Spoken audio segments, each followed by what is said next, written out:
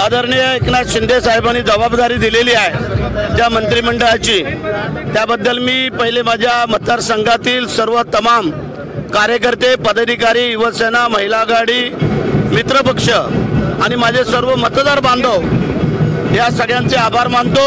त्याचप्रमाणे माझ्या जिल्ह्यातील असणारे सर्व हितचिंतक त्यांचेही आभार मानतो की ज्यांनी कळत न कळत केलेली सहकार्य, मदत आणि त्यामुळे एक सामान्य शेतकऱ्याचा मुलगा आज आमदार म्हणून इथं निवडून आला आणि साहेबांनी मंत्री त्याला केलेला आहे। त्यामुळे ती आठवण, ती जाणीव मला आहे आणि जिल्ह्याने जे काय मला योगदान दिलेलं आहे त्या जिल्ह्याला कधी बी आणि मतदारसंघाला विसरू शकत नाही आहे। परंतु ते सांभाळत असताना महाराष्ट्राची पण जबाबदारी आता येऊन पडलेली आहे, तर त्यासाठी आम्ही आमचं कर्तव्य निश्चितच पार पाडू आणि साहेबांनी जो काही विश्वास माझ्यावरती टाकलेला आहे, मुख्यमंत्री, उपमुख्यमंत्री या सगळ्यांनीच त्या विश्वासाला पात्र ठरण्याचा मी निश्चित प्रयत्न करील आणि मी धन्यवाद देतो माझे या सगळ्या तमाम मतदार बांधवांना।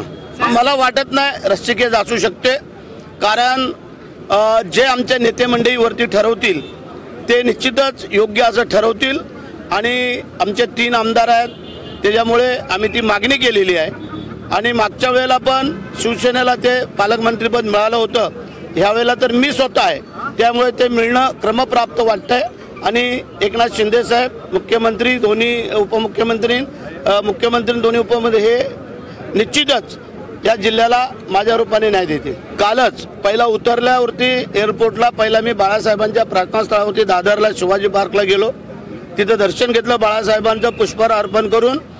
त्यानंतर बाळासाहेब भवनला गेलो, तिथं आमचे कार्यकर्ते होते, तिथे आम्ही शिवाजी महाराजांच्या पुतळ्याला हार घालून तिथून आम्ही कार्यकर्त्यांना भेटून आता सकाळी मी निघालेलो आहे। तो आता रायगडच्या एंट्री गेटला पनवेलपासून सुरुवात केलेली आहे।